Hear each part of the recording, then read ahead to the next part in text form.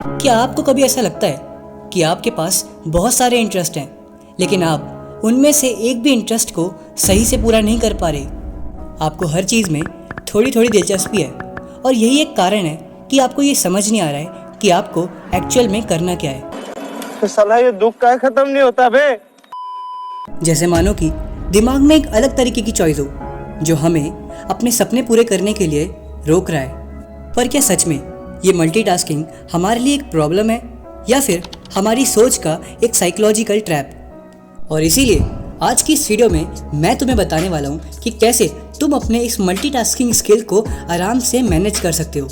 और साथ ही साथ आज इस वीडियो में हम कुछ कमाल की टेक्निक्स जानने वाले हैं। और ये सिर्फ कोई मामूली टेक्निक नहीं, बल्कि एक ऐसा माइंडसेट चेंज है जो तुम्हें एक प्रोडक्टिव, फोकस्ड और एक सेटिस्फाई लाइफ देगा।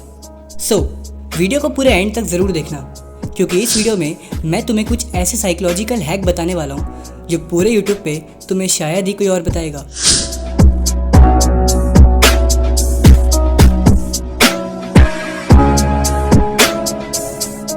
तो अब सबसे पहले समझते हैं कि मल्टीपल इंटरेस्ट होने में सबसे बड़ी प्रॉब्लम क्या है। साइंस कहता है हमारा दिमाग एक टाइम पर एक ही चीज़ पर अच्छे से फोकस कर सकता है, लेकिन वहीं हमारी क्यूरियोसिटी इन्फिनाइट हो सकती है। और साइंस का यही कॉन्ट्रडिक्शन एक कन्फ्यूज़न बन जाता है।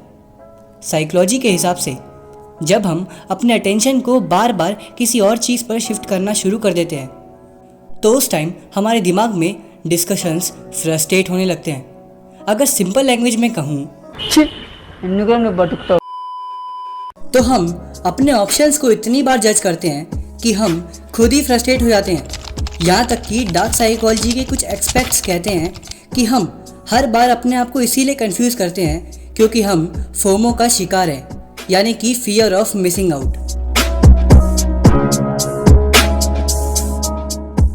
चलो अब तुम्हें एक छोटी सी कहानी सुनाता हूँ। एक लड़का था, राहुल। उस लड़के के बहुत सारे शौक थे, क्रिकेट, म्यूज़िक, ड्राइंग और कोडिंग। राहुल हर दिन अलग अलग शौक शुरू करता, लेकिन किसी में भी एक्सपर्ट नहीं बन पाता। उसके दोस्तों ने उससे कहा, राहुल फोकस कर यार, एक ही काम में बेहतर बनने की कोशिश कर। लेकिन फिर राहुल को लगता था कि वो अपने बाकी सारे इंटरेस्ट को छोड़ नहीं सकता। लेकिन फिर राहुल के पास एक मेंटोर आए जिन्होंने उसे एक साइकोलॉजिकल ट्रिक सिखाई, इंटरेस्ट को प्रायोरिटाइज करना। उसके मेंटोर ने राहुल से कहा, सब चीज़ों को एक साथ पकड़ने की कोशिश मत करो, तुम अपने इंटरेस्ट को उनकी वैल्यू और उनके टाइम के हिसाब से अलग अलग बकेट्स में डाल दो। और फिर क्या था, राहुल ने ऐसा ही करा। राहुल ने अपने इंटरेस्ट को 3 अलग अलग कैटेगरीज में बांट दिया। नंबर 1, जो उसके लिए बहुत इम्पॉर्टेंट है, जिसको वो रोज़ कर सकता है। नंबर 2, जो उसके लिए बहुत ज़रूरी है, लेकिन वो उस एक्टिविटी को वीक में कभी कभार ही कर सकता है। नंबर 3, वो इंटरेस्ट जिसे वो अपने इंटरेस्ट के लिए कभी कभार कर सकता है, वो भी बिना किसी प्रेशर के। राहुल के मेंटोर की बताई हुई इस बात को फॉलो करके राहुल पहले से ज़्यादा ऑर्गेनाइज वे में चलने लग गया। उसकी प्रोडक्टिविटी और ज़्यादा बढ़ गई और अब वो पहले से ज़्यादा खुश रहने लग गया। अब अगर आप मुझसे एक शॉर्ट में समरी सुनना चाहो तो मैं आपको डायरेक्टली बोलना चाहूँगा कि अगर आप अपने सभी मल्टीपल इंटरेस्ट को बैलेंस वे में ऑर्गेनाइज रखते हो और उन्हें सही समय के साथ सही प्रायोरिटी देते हो, तो आप भी मल्टीपल इंटरेस्ट में मास्टर बन सकते हो और इजीली अपने कई सारे इंटरेस्ट को आराम से मैनेज कर सकते हो। अब बात करते हैं तुम्हारे लिए प्रैक्टिकल टिप्स की। पॉइंट नंबर 1, इंटरेस्ट की लिस्ट बनाओ।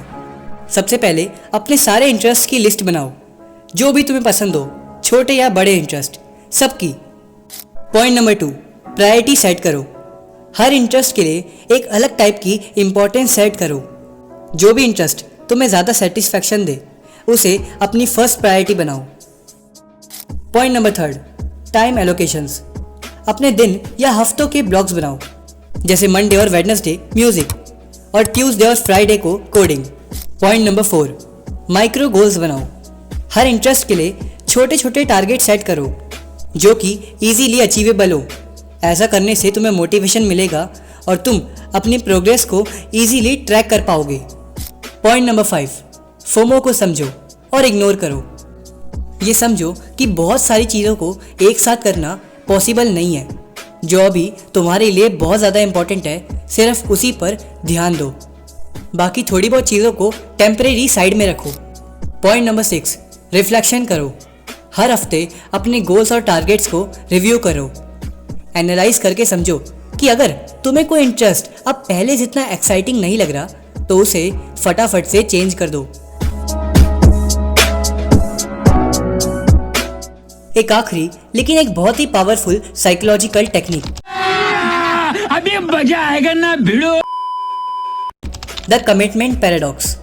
लोग सोचते हैं कि अगर उन्होंने किसी एक काम पर पूरी तरीके से फोकस डाला तो वो एक तरीके से रिस्ट्रिक्ट हो जाएंगे। पर असली बात यह है कि जब तुम एक काम को लेकर पूरी तरीके से कमिटमेंट दे रहे हो तो उस वक्त तुम्हारा ब्रेन उसमें ज़्यादा प्लेजर और रिवॉर्ड फील करता है। इससे तुम्हारा मोटिवेशन भी बढ़ता है और तुम अपनी क्रिएटिविटी को भी बूस्ट कर सकते हो। एक तरीके से ये कमिटमेंट तुम्हें फ्रीडम देता है, क्योंकि इसमें तुम अपनी एनर्जी को किसी भी तरीके से एस्केलेरेटेड नहीं करते और तुम्हारा काम ज़्यादा इम्पैक्टफुल बनता है। तो गाइस, अगर तुम इस वीडियो को यहाँ तक देख रहे हो और तुम्हारे पास बहुत सारे मल्टीपल इंटरेस्ट हैं तो अब तक तो तुम ये समझ ही गए होगे कि उन्हें आराम से कैसे मैनेज करना है। इस वीडियो में बताई गई सारी नॉलेज तुम्हें सिर्फ फोकस्ड नहीं बनाएगी बल्कि तुम्हारी ज़िंदगी में क्लियरिटी और पीस भी लाएगी। तो अगर तुम्हें ये वीडियो पसंद आई हो तो प्लीज़ इस वीडियो को लाइक करे बिना कहीं मत जाना। और अगर तुम्हें इस वीडियो से कुछ भी सीखने को मिला हो तो हमारे चैनल को सब्सक्राइब ज़रूर करना, क्योंकि इसमें तुम्हारा ही फ़ायदा है। अब इस वीडियो को देखकर आपने ये तो समझ लिया कि आपको अपने मल्टीपल इंटरेस्ट को कैसे मैनेज करना है, लेकिन आपको अपने टाइम की बचत करने के लिए और अपने इंटरेस्ट को बैलेंस में रखने के लिए सुबह जल्दी भी उठना पड़ेगा। लेकिन आज भी इंडिया में ऐसे कई सारे लोग हैं जो सुबह सुबह जल्दी नहीं उठ पाते। और अगर इसीलिए आपको भी सुबह जल्दी उठना सीखना है तो आप मेरी ये वाली वीडियो देख सकते हैं। हो सकता है क्या पता आपकी इससे कोई हेल्प हो जाए। और तब तक के लिए अगर आपको लगता है कि आपके किसी दोस्त या फैमिली मेम्बर को इस वीडियो की ज़रूरत है तो आप उसे ये वीडियो ज़रूर शेयर कीजिएगा। तब तक के लिए मिलते हैं किसी और नेक्स्ट वीडियो में। एक आत्मा।